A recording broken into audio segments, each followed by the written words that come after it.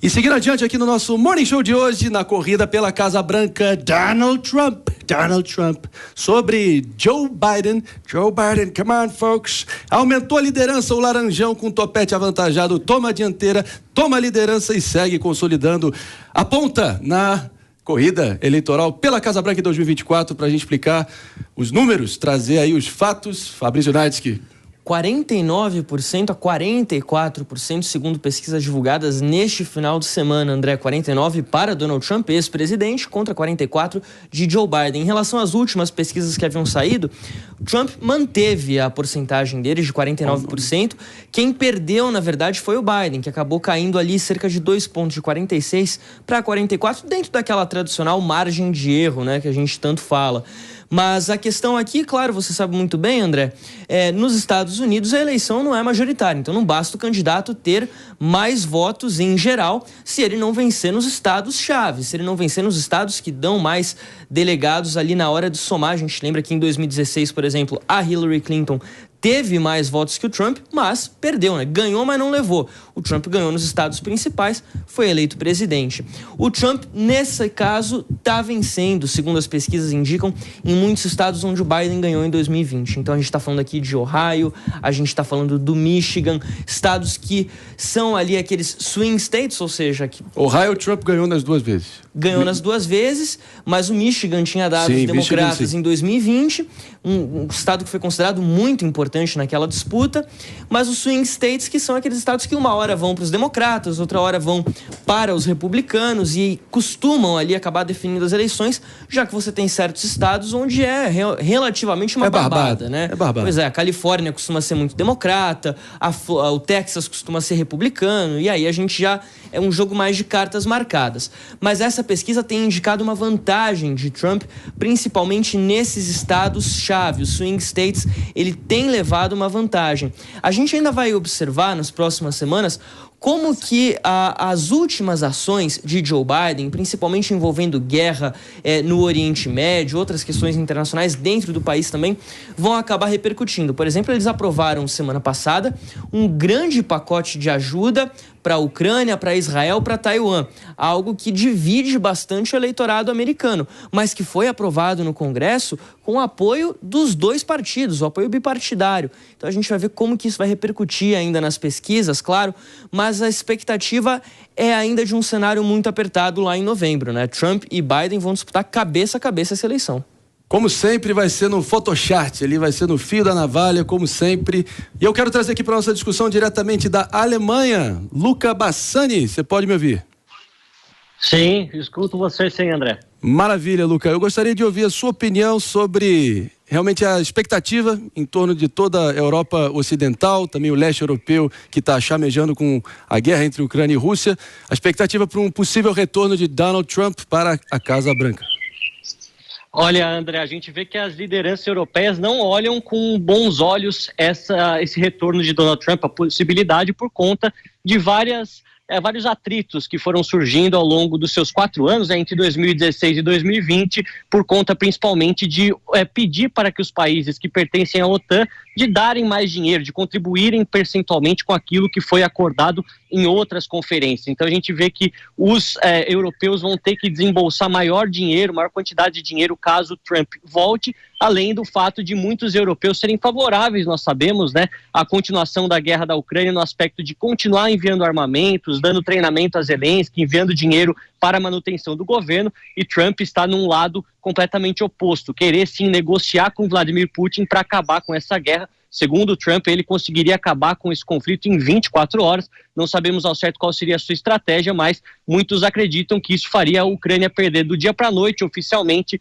20%, 21% do seu território que estão sob o controle, a ocupação russa nesse momento. Então, realmente, essa eleição vai ser acompanhada minuciosamente aqui na Europa, e como o Fabrício bem colocou, durante as últimas pesquisas, esses swing states, né, temos também Arizona, Nevada, 2 pontos em que Biden ganhou ano passado e que agora Trump, na eleição passada, e Trump agora parece à frente. Isso vai, com certeza, dar uma vantagem para os republicanos, que, de fato, também na política externa tem uma visão completamente oposta àquela que tem Joe Biden em relação à China, em relação à Ucrânia e também em relação à política do Oriente Médio, como sabemos, apoio ao Estado de Israel.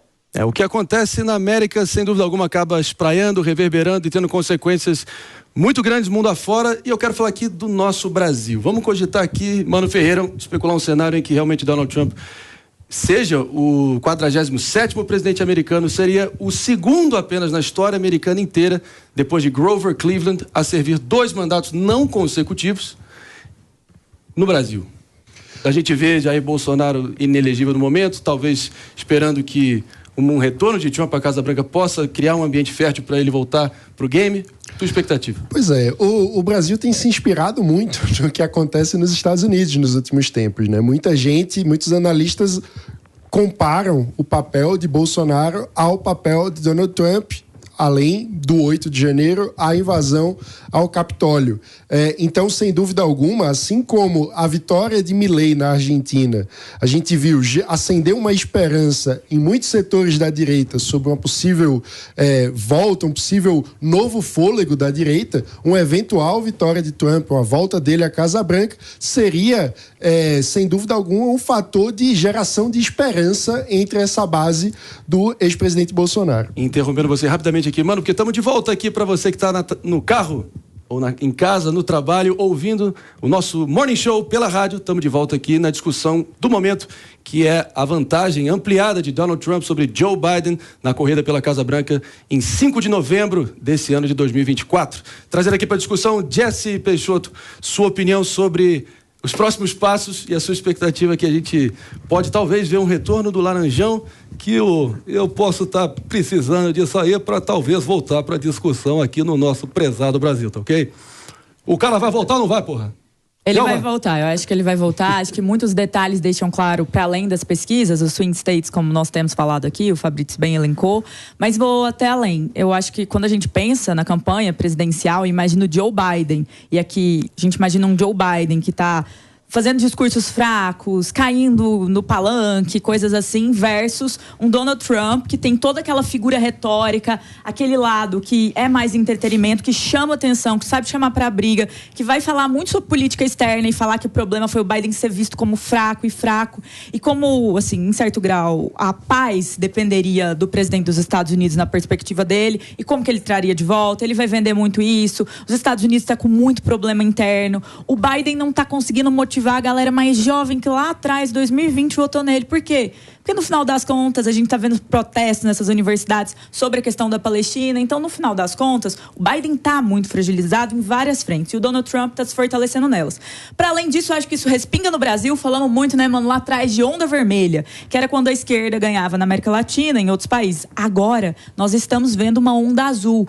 Milei, possivelmente Donald Trump. E isso, com certeza, influencia o Brasil. Os Estados Unidos são um país, assim, que temos uma proximidade econômica, que temos muitos acordos econômicos.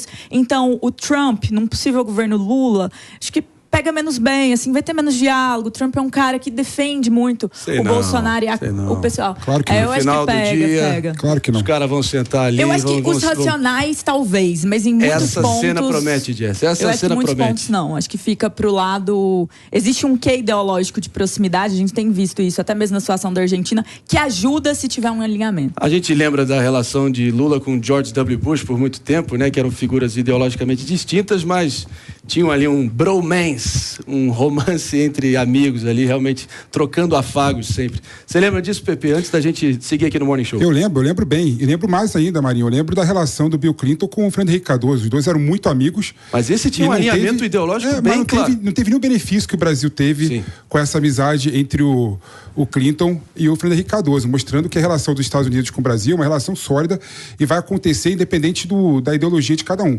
Eu queria só colocar uma questão aqui que eu acho importante, Marinho, se me permite, né? Eu acho interessante como essa direita se apega a cada questão, né? Agora está se apegando à suposta vitória do Trump nos Estados Unidos. O Trump, pela lógica, vai perder as eleições dos Estados Unidos. Eu te falo por quê. Primeiro que desde as eleições de 2016, o Trump perdeu as eleições do meio de 2018, perdeu as eleições do Biden em 2020 e perdeu as eleições do meio de mandato do Biden em 2022. Ou seja, até agora, né, o Trump é freguês do Biden. Né? E tem uma lógica. É a mãe de Iná. É o psicanalista de Botequim. Que ele dá hoje. Não, tem uma lógica. Pera aí, fica na tua aí, ô comunista. Pera aí. O cara virou psicanalista de botequim? Não, agora ele prevê o futuro, ele sabe tudo. Aliás, você perdeu a aposta, viu? Porque o David Tarso acabou de falar. Vamos seguindo então adiante aqui, pessoal, aqui do Morning Show.